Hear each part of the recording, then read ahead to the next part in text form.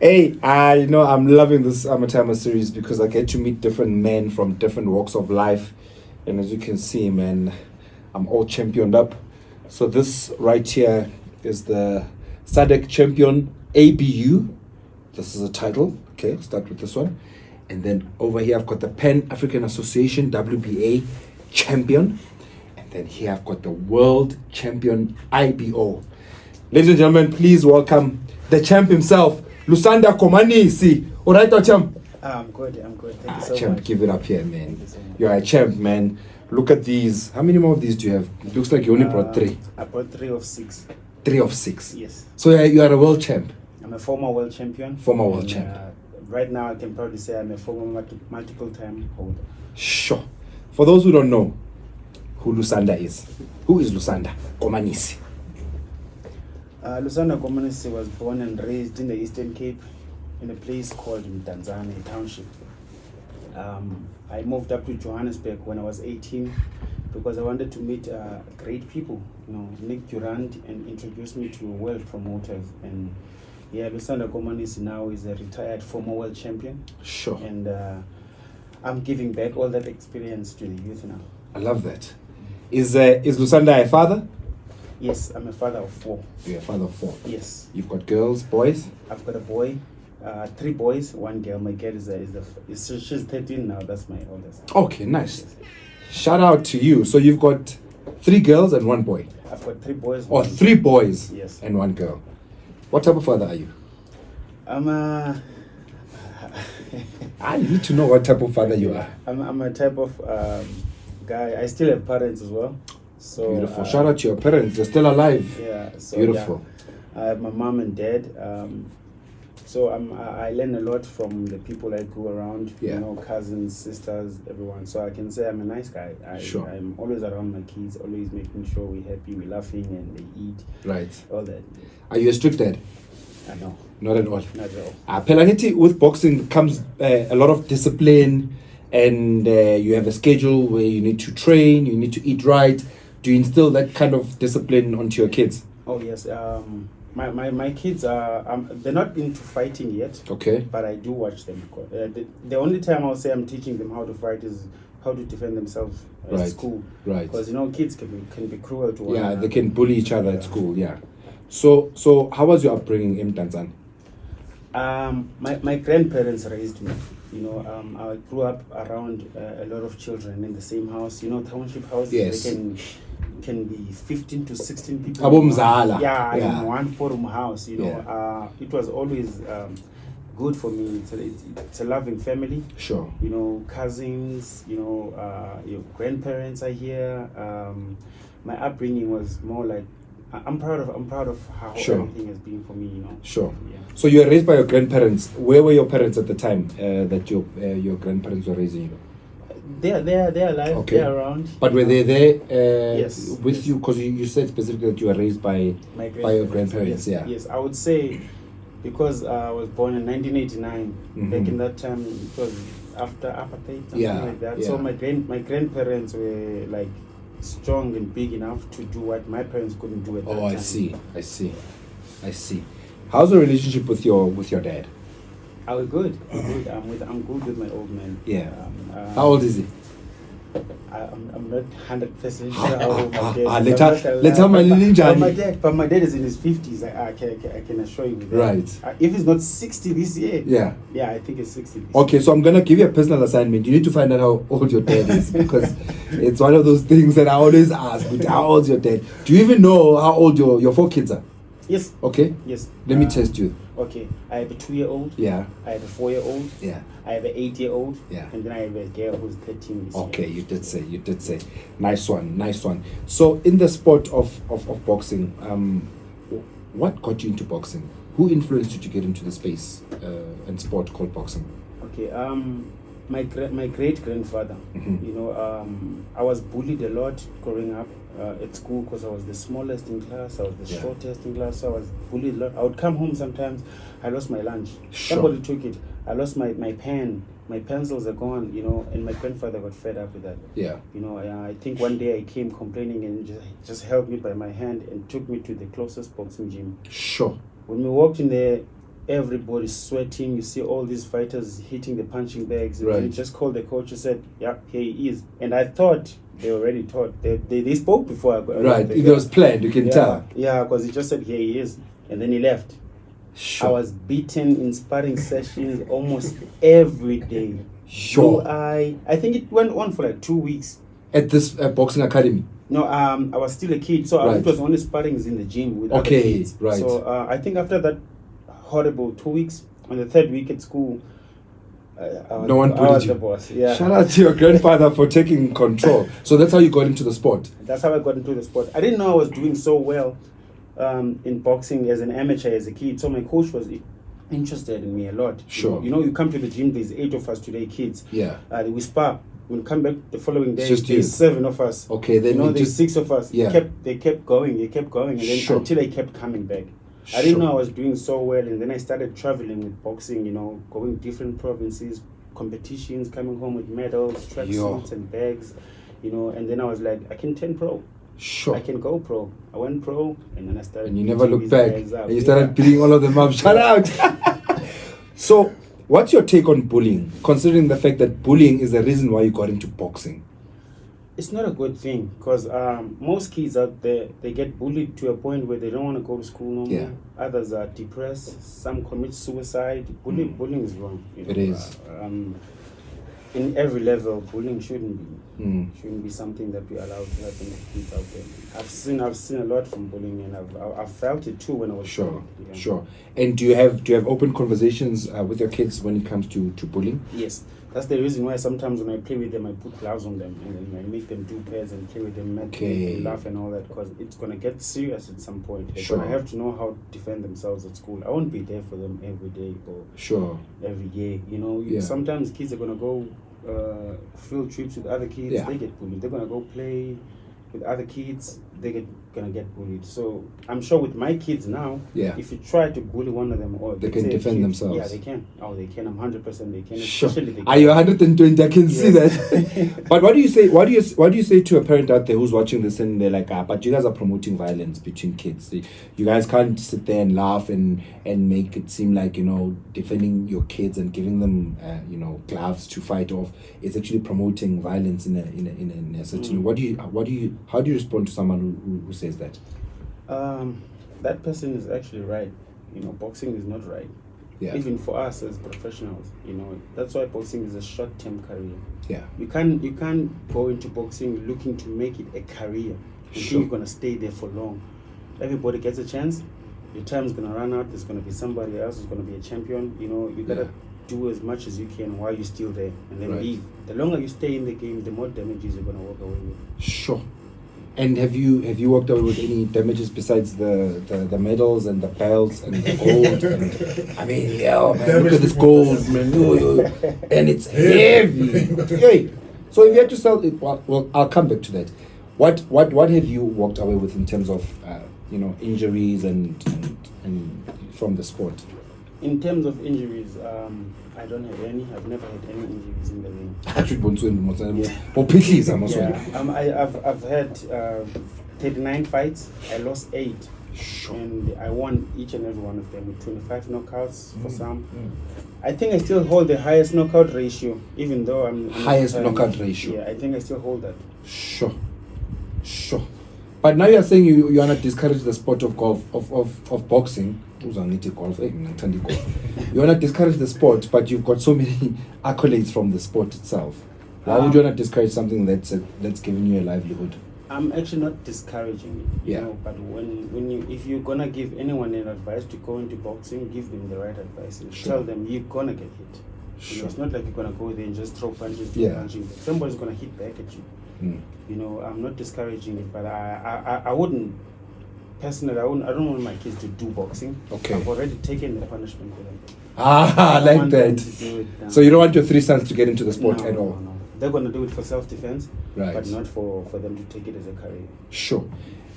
What is life like after boxing? You're a champ. The records are there. The numbers are there. The accolades are there. The belts are there. What happens after? There's so many untold stories about that part, you know, because in boxing, some guys do make money, Sure. some guys don't make money. Some guys make money and still they don't even know that they make money. Because they hide it from them. Sometimes they, depending on the team you're working with, if they're looking after you properly, they're gonna make sure you save, you invest, you do this, so that after boxing you have something There's a to life. do. You know. And some teams nowadays are greedy.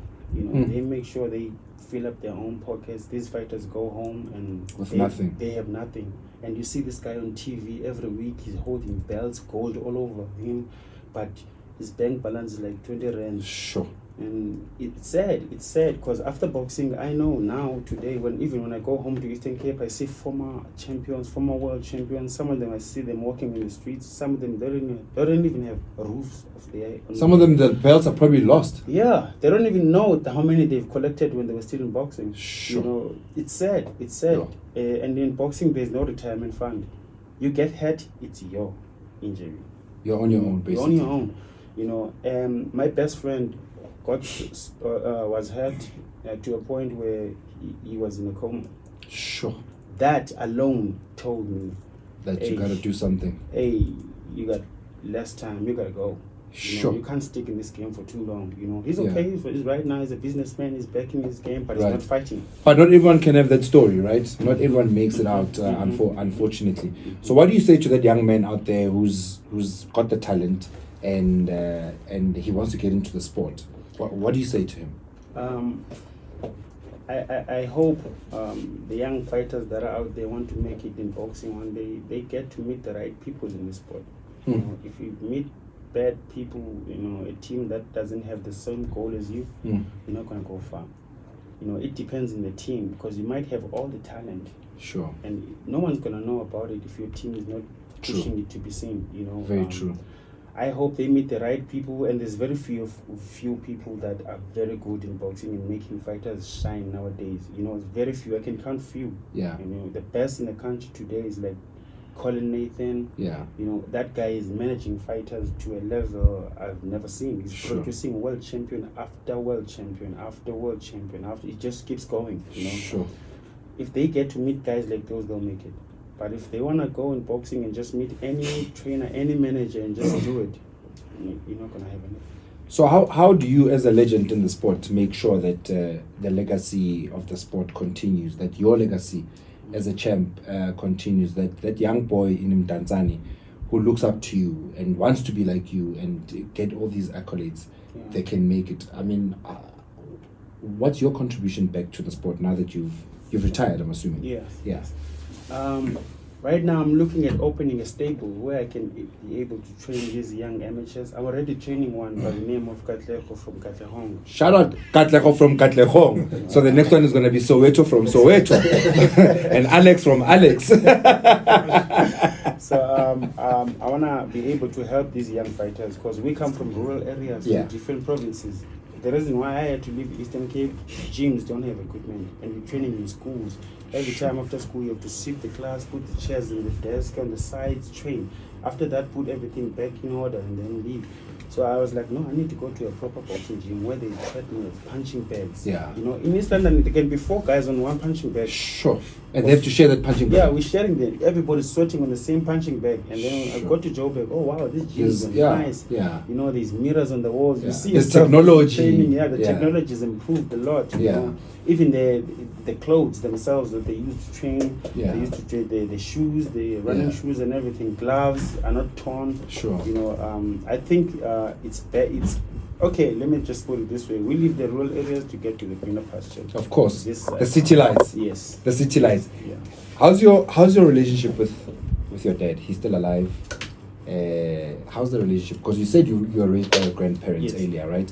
But how is your relationship with Tamalako? It's good. It's a good relationship. You know. But I was good to Nangai.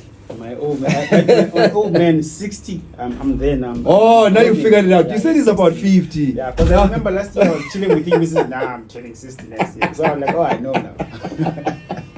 And how's things between you and time? Oh, he's a good man. He's a man of God. Yeah. You know, the whole family are church-going people, and you know, they always support me. They motivate me. You know, I always talk to my dad on the phone. We even on WhatsApp together. Oh, nice. We're like friends. Nice. It's amazing how the relationship just turns over time, that he now becomes almost like your son, the older he becomes. And I'm sure he's more needy towards you now than you were when you were growing up.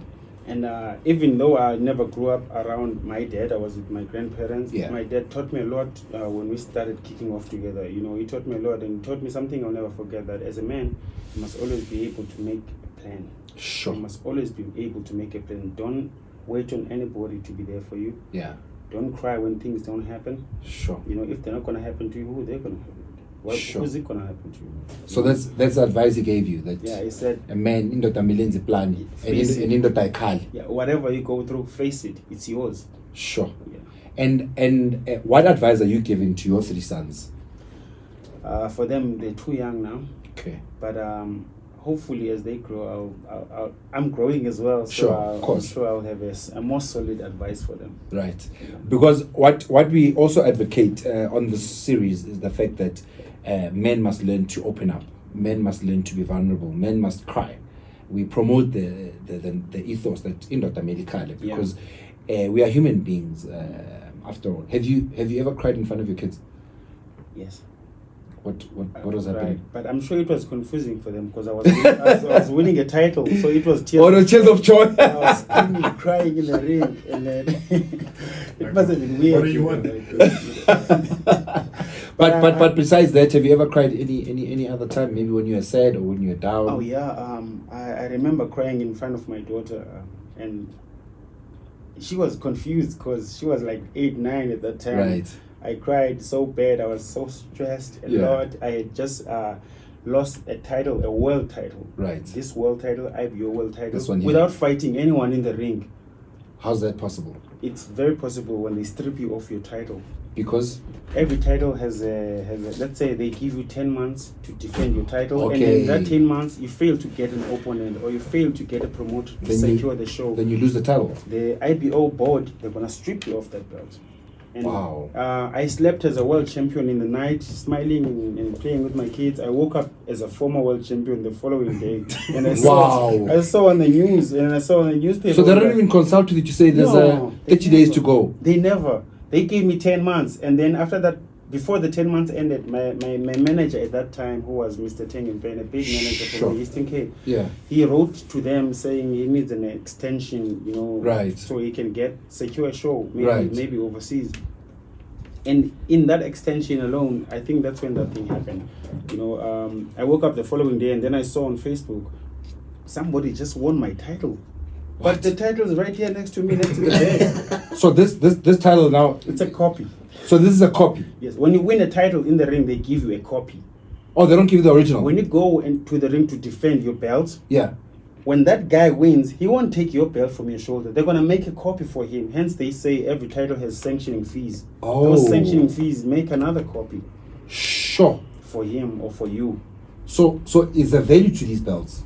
I think this one, Okay. because even where I come from, it's highly regarded. This belt is Sure. There's too many former IBO world champions. There's too many of them. And if I ask any of them about, do you still have your belt? Yeah, I can't let that go. Okay, No, because wait, there's no one- sentiment. Yeah, no one touching that. I think there is more attachment in this. than the others. Yeah.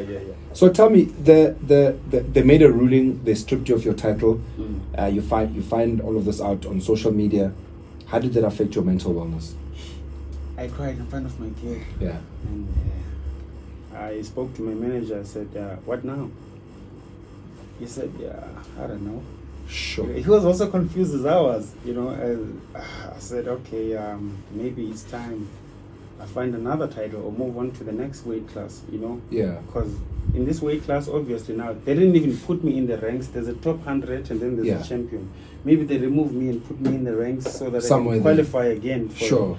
I look at my name, I'm not even in that top 100. And you were a champion. I don't understand that. I never even lost it to anyone. I defended it twice successfully. Sure.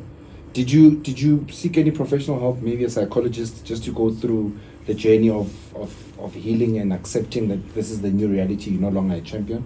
Honestly, because of, like I said, the boxing in South Africa doesn't pay. Yeah. I couldn't take myself to any of those. I couldn't even see a therapist or talk to anyone about it. It just ate me until it stopped. Sure. And these the boxing authorities didn't give you a shout to say, hey, man, we've seen what happened. We're gonna try our best to. I'm sure there's an association, boxing South Africa. Is there such a thing? Boxing South Africa. BSA is there. Yeah. Boxing South So Africa where was BSA when you were stripped of your title? They're always around. They're Okay. always there, but it's not their platform. It's a world title. They are Okay. a national title. So they have no say. They Absolutely have no say in the IBO board. You know, only the officials from the IBO organizations can say, hey man, I can try to get you back in the ranks if we knew anyone, you know, there. But I wasn't even looking at coming back and making that weight again. Sure. Because I outgrew the division from waiting to get an opponent, and I couldn't get it. Sure. I outgrew the division. I decided to go fight in a different weight class, and I started collecting other belts. Also, you continued with life after this? Yes. You yes. continued boxing? Yes. I Sure, you've continued. got tenacity. I was lying, Lusanda. Shout out to you. Shout out to you. I think I might have run out of time in terms of our show, but they're saying I've got 10 more minutes. Even better, even better. So, what I want to know from you is, what is the one thing when I want to go back to your dad, your relationship with your dad? Okay. What is the one thing that, you know, growing up, yes, you're raised by your grandparents, and now you're having a better relationship with your dad as you get older. What are some of the things, or the one thing that you've never had an opportunity to say to your dad that you'd like to say to him right now that he's going to watch when we upload this episode? Honestly, You didn't see that one coming, eh? Yeah, That's that's good. that caught me off guard. Caught you off guard, eh? Like a jab, eh? Uppercut. No, the reason why I ask this question to all my guests is because, you know, it's important for people to know what you feel for them and how you feel for them in their absence, because we think we know that our parents love us. We know they love us through their actions, but we are from that era and that generation where to say I love you to your dad is very foreign. I mean, I always tell the story of how the first time I told my dad I love him was when I was 42, and I'm 45 now. So 3 years ago was the first time I told my dad that I love him, right? And Are you serious? Yeah, because it wasn't natural for us to say I never that. told my dad I love him. You see, there's a chance for you to say it now, because I just said to you, what is the one thing you want to say to your dad that you've never had an opportunity to? Here's your chance right now, my brother. Look, there were times growing up, you know, you have other kids playing around you. If somebody cries, you know, they're gonna run to their mom or run to their dad. Mom, Right. this, daddy, this. I didn't have a Any dad of to them. run to or Right. a mom to run. But you're to. the grandfather. Yes, I would run to my grandmother or my grandfather. Yeah. And at that time, I didn't feel like I didn't have a mom or dad Yeah. around me. Yeah. You know, I felt like they were there for me because grandmama's here, Yeah. granddad is here. There's nothing that other kids had That you didn't have from your grandmother and Somebody would grandfather. have a bike. You would The other have a kids bike. would go cry to their parents about the bikes. Yeah. I know I'm gonna get a bike month end because when grandfather gets his check from the government, Then you are sorted. yeah, I'm sorted because you know I grew up with a grant. Right. They call it grant. They still call it grant. Right? Is it still called a grant? What is it? Sasa. Yeah, so Yeah, It's yeah. called a grant. No? Yeah. I grew up in with that. And you're a champion still. Yes, and my granddad passed away not so long ago. Okay. You know, and we've had so much fun all these years. He saw me win all these titles. And he was proud. He was proud. Because he's the man who took you to that boxing academy Yeah. when you were being bullied. So he's the reason you got into the sport. Shout out to your grandfather. Yeah. What do you want to say to your grandfather now that he's no longer with us? I will tell him the journey still continues and he's gonna see more of me. Sure, I love that. Yeah, I'm gonna do a lot out there. I'm gonna make other champions too and help other kids. Oh, I've got the spirit, I've got the energy to push all these young kids. Right. For instance, where I come from, boxing was used to keep kids away from of the streets and drugs and alcohol abuse. Even Yeah. where I am right now, I see kids on drugs, kids in the streets, Yeah. kids sleeping under bridges. You know, with boxing, it makes them people. Sure, You know, they get sure. to put a roof on their heads, they Sure. get to put food on the table, Right. buy clothes and stuff like that. It changes lives slowly. Yeah. So I want to make sure I push that narrative as well. That's beautiful. I'm going to give you one last chance to say something to your dad. Yeah.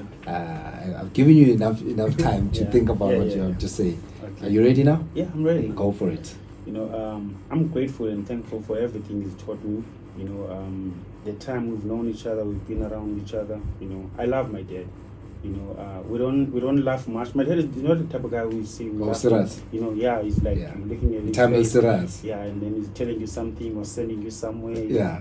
Yeah. Ushamkhakh. And I still hope to see him laugh one day. You've never seen your dad laugh. I'm gonna try and make him laugh. Maybe he'll laugh when he watches this. So we'll make sure that when we upload it, he actually gets to laugh. Oh, is that serious? Yeah, my dad is straightforward. You know, doesn't like no nonsense. No nonsense. He's that type of guy. So sure. I'm gonna try crack some jokes around him. Yeah. Let's see those teeth. Shout out to making the time out to the laugh. My brother, thank you so much. I appreciate you coming out here, you know, sharing your story and your journey.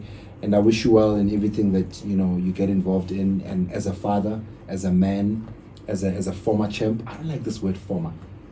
Once a champ, always a champ. Always a champ. Yeah. Once a champ, always a champ. As a champ, and I hope that you nurture other upcoming champions, so that we can build a nation of champions. Yes. If there's one thing you'd like to say to your kids, who will be watching this right now, what do you want to say to your kids? It is not done. I'm gonna see you soon. Okay, I'm gonna keep winning, and you know we're winners. You know, I'm a winner. I gave birth to winners. We're always gonna be winners. Wow. Daddy's not done, because he's a winner and he's brought winners to this world. Thank you so much, champ. Thank you so much. Sibonga uThami sithi danko.